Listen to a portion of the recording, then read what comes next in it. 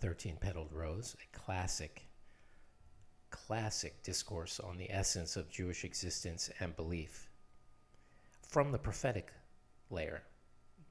Judaism as a culture, a tradition, a civilization exists on multi levels, and this is what I consider to be, for modern day people, the most incredible and brief elucidations of the prophetic layer of our civilization, our Jewish civilization. It is only 181 pages. I've read it probably more than 10 times, I would say. I often read it. It seems to me that I read it around once a year and continue to get things from it. We're now in chapter 3, The Soul of Man. All souls come from an infinite source, which is called Knesset Yisrael, which is the word that is given in the Zohar to describe this. It's in its profoundest depth. The human soul is an intrinsic fragment of the divine. All souls originate from a single vitalizing essence and a cosmic pool of light. We are not isolated entities, but individual sparks drawn from an undivided perfect whole. That's an important distinction to understand this, because one can take in the idea that we are isolated entities, but we are not. We are drawn from a pool, so to speak. And each soul has a unique spectral configuration.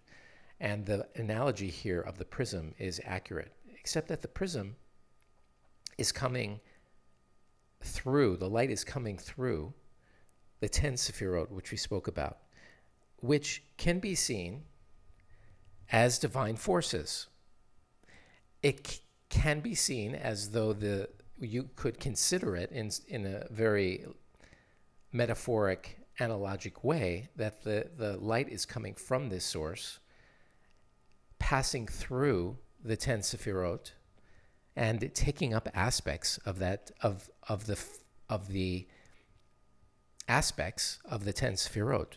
And there are certain biblical archetypes, like Abraham being Chesed, which you'll see on the next slide, to help us understand some of the biblical personalities. But the point here that is being made in the book is that there are essentially an infinite number of configurations, that no two souls share the exact same descent into this world, because as they pass through the 10 Sefirot, they're picking up different types of aspects of the Sefirot. They may spend more time in Chesed or Gevurah or whatever the case may be, taking up different aspects. And in this way, one can see the overall general aspects and uniqueness of the soul, which, as Rabbi Steinsaltz says in the book, comes Judaism's profound respect for human life, because each of these souls, even though drawn from the same well, is so unique in its characteristics and role that Judaism therefore sees each life as incredibly profound and valuable. I'm not going to go into the 10 Sefirot and the aspects of it. You can see them here, and there are thousands of lectures probably on YouTube that go through these. I'm not sure to what end they provide. As I mentioned in a prior lecture, Western occult systems have in essence deified these, and so have various Jews who are trapped in the intellectual layer and have not gone up into the experiential layer. One should just see these as interesting. I mean, as far as I'm concerned, and I believe Rabbi Steinsaltz would agree, that mystical exploration of the 10 Sefirot they're not real in the sense of connecting with God. They are a lens. One can look at them in many different ways, but deifying them as some sort of path is not the way to go. We, as in our tradition, it can help us to understand the descent of light, but we are called upon to be simple men and women of faith, which doesn't necessarily need these. However, we are called by the prophetic layer of our tradition, and that's why I think this book is so important, to have experiential aspects of our lives. And as such, having a general understanding of these gives us a bit of a framework to at least place some of the experiences of our prayer and meditation. The soul has 5 strata that correspond to the various layers of the soul. These are the layers of the soul corresponding to the worlds that we discussed in the last chapter. Yechida, the source, is the highest. And then we have Chaya, which is in the world of emanation, and the Neshama, the world of creation, the Ruach, in the world of formation, and in Asiya, the Nefesh. And the Nefesh can be seen analogically with other traditions as the animating life force, seen in Asian culture as chi or ki, in Indian culture as prana. Maybe not exactly the same, but definitely analogic in a metaphoric way, or very, in essence, very, very similar. And as I just always like to mention that earlier in the last chapter, he speaks about how Asiya, the lowest world, possesses even the deepest philosophical understanding of the world. It doesn't necessarily, those contemplations don't necessarily rise to higher levels. Just something I like to remind people that we're dealing with on a scale that's very different than what many people think. In essence, the descent into matter is a calculated risk, because the connection with the physical body is profoundly dangerous, because the world is bound by deterministic physical laws. So the question is, why does the soul descend? Because the material world is the only environment where the soul encounters true, unbounded free will. In the spiritual world, when you can't be next to, metaphorically speaking, something that is completely opposite to your essence. In the physical world, I can take the most evil person and put them next to the most righteous tzaddik. That cannot happen in the spiritual worlds. But in the physical world, it can. So the soul risks falling and destroying reality. So in order to achieve ascension to unknown heights that are impossible in the spiritual state. And so that is what makes this world so remarkable and makes us have the ability to choose and to grow in ways that are not possible in the spiritual world.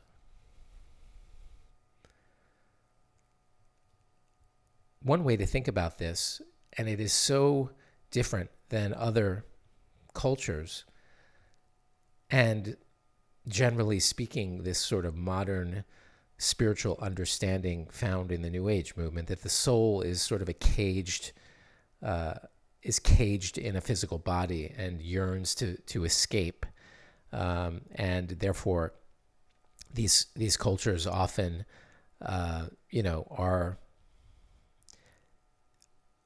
speculating or have a understanding of the soul being trapped, in a cage. That is not how Judaism sees it. It is a continuous line extending to the highest heights, and this relationship is identical to a line of light illuminating a dark object at its terminal end. The soul stretches from infinite source to directly power the specific physical vessel, yet remaining anchored to the divine. As we mentioned in the prior slide, this is what it looks like. Do we all have the capability of ascending this light all the way to the top during our lifetime? Unfortunately, the majority of us stay down to nefesh, maybe have aspects of ruach that manifest in our lives, and others have neshama that potentially has the ability to express itself, or we can gain access to. But the majority of us are unfortunately stuck for the majority of our lives down in the lowest level. But our goal, if it is a goal, to ascend this tether up to the highest reaches, can be found, can be done. And that's why having some understanding of experiential Judaism, of having a spiritual experience in prayer and meditation, and the pursuit of a simple, direct connection with God, can open us up to an experiential understanding of some of these levels. That is what we're called to do, and that is why I think books like this are important for us to have an understanding of, again, the prophetic layer of our tradition.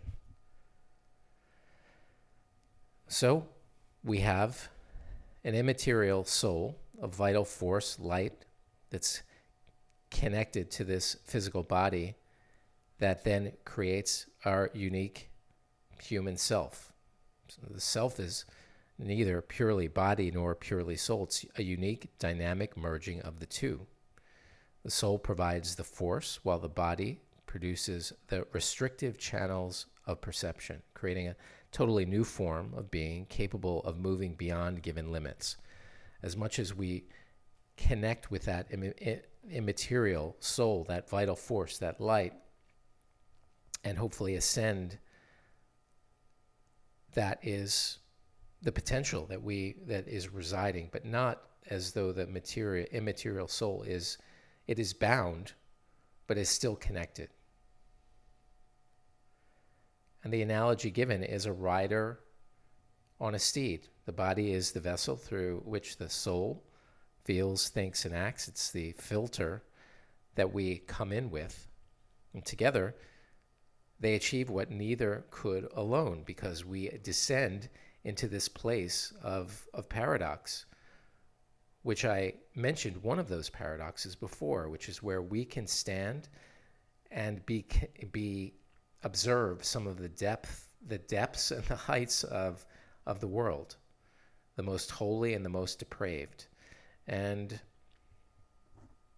we should pray that we don't explore the depths, because as much as we can ascend to an incredible infinity of delight as we get closer to God, depravity also descends in an infinite way.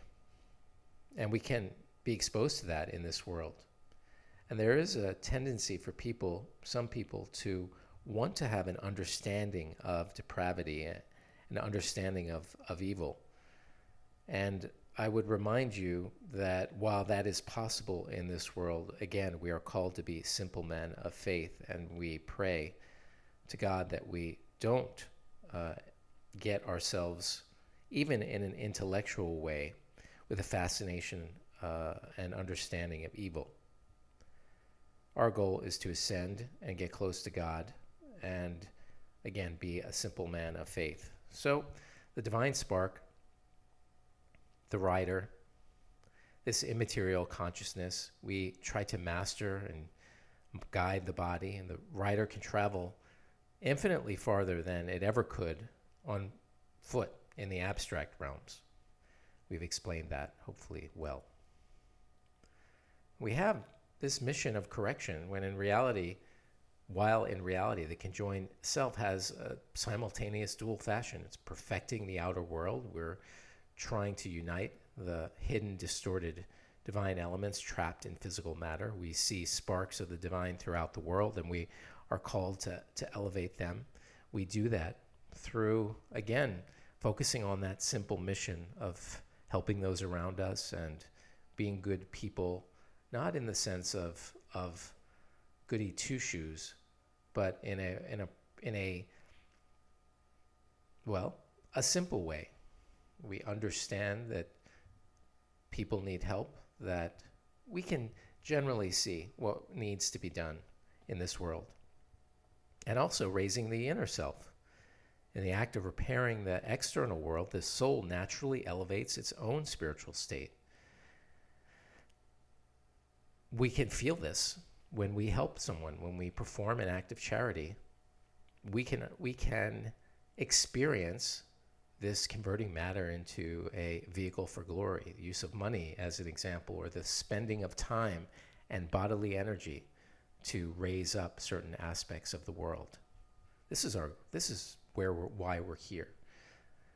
The word tikkun has been adopted by certain aspects of Jews who are unfortunately disconnected to the prophetic layer of our tradition. Tikkun olam is unfortunately something you see in people with no connection. The use of that word is often linked to social justice movements, and while there's nothing wrong with articulating that is, I don't think those people necessarily have a clear understanding of the deep soul implications of elevating divine sparks and integrating that into the general Hebrew civilization, so to speak, and tradition. Nonetheless, it may sound like I'm critiquing them. I'm not. I mean, I'm just mentioning what this word in its prophetic layer means. So the path of tikkun is not generic. There's no universal one-size-fits-all mission because every soul is unique. It's passing through the 10 Sefirot. It's an irreplaceable letter in this blueprint of existence. And all of us, you possess a highly specific task to repair a portion of reality that only your exact configuration of Sefirot can complete. That is key. You are so unique. It's incredible how unique you are. No great soul can substitute for the smallest of the small. Because we don't know what is small, we don't know what is great when it comes to what is going on in this world. There's a story in the Talmud, I don't know the name of the person, where he ascends to the heights and he comes back and they ask him what he sees, and he says, what is great is small and what is small is great. We don't know. We just don't know. And we have a mission to achieve. We pursue the simple path of faith and connection with God. And our perception, hopefully, is one that becomes clear and we're able to see what our path is. But to recognize that you are incredibly unique. There will be no one ever like you, and your life is of such value because of that we hope to be given health and energy and strength, that we pray to God to give us the strength to fulfill our unique mission in our lives. But if it doesn't happen, built into the system is the reincarnation protocol. The soul enters matter to complete its specific portion of reality, but the death of the physical body happens, and has the soul realized its essence or misused its forces? If the soul strays and it spoils its portion or leaves tasks incomplete, its sins remain active.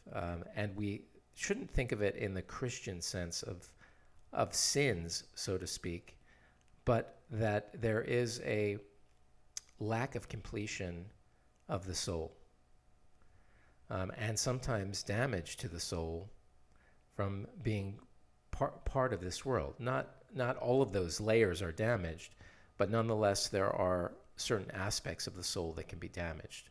And the fundamental essence is reincarnated into a new physical vessel. It inherits things from the prior cycle to finish the uncompleted work. And some of the challenges and aspects of ourselves are a legacy from prior existences. But this is not the reincarnation of other traditions. It's not a simple one-to-one transfer. Our current existence is an incalculably complex continuity because especially when we think of great souls, they're rarely reincarnated into a single body. It's a very, very complicated system of reincarnation that we have in our tradition. To satisfy the different demands of existence, a profoundly dense soul will branch out, participating in a number of different people simultaneously. So you may share constituent elements with multiple living persons. This is not, it's very interesting to, but it's probably difficult to understand. There are, the great Ari, he was able to see people's prior existences. Other people have seen them. Had a friend who did past life regressions when I lived in California, and I had that done to me. She led me through a hypnosis session, and I felt like I experienced one of the aspects of a previous life. Maybe I'll go into that in another time, but nonetheless, we've been here before. Understanding how we've branched out it's just, ultimately, it's not important. That's probably why we were not given the ability to remember these past lives. Is there perhaps a role in understanding these? Maybe. I can't comment on that. There's an author by the name of, his last name is Newton, and I've read his books, very interesting, where he leads people into the time between lives, and what's happening in the spiritual, what's happening to that soul in the period before being reincarnated. It's very, very interesting because there's a uniformity in those descriptions. Nonetheless, we're getting far off from the topic, but I find these topics interesting, but how they may be valuable to each individual is something different. The final configuration is the struggle of individual souls is the engine of the world's redemption. We are, as a Jewish civilization, more concerned with redemption of society than personal salvation. But the prophetic layer of our tradition is concerned with that. I mention it only because the word salvation often evokes things like Christianity. We, of course, are looking for our souls to have vindicated themselves, to have completed their tikkun, which is a type of salvation, and return to their own selves. The highest peak is reached. This is heaven, not an ethereal cloud, but a state of complete fusion, a perfect, unbroken relationship between body and soul, where all potential powers are finally manifested in reality. Access to the prophetic layer of our tradition, which results in salvation of that particular soul. The construction, however, and Rabbi Jonathan Sachs eloquently speaks to this, that the thrust of the civilizational aspect of our tradition is not salvation, but redemption of society and creating an ideal community. But the 13 Petalled Rose, and what we're discussing now, is the soul itself. And the soul itself does seek its personal salvation. And we can see that as this sort of complete state of fusion. So that's chapter 3, and I look forward to seeing you in chapter 4.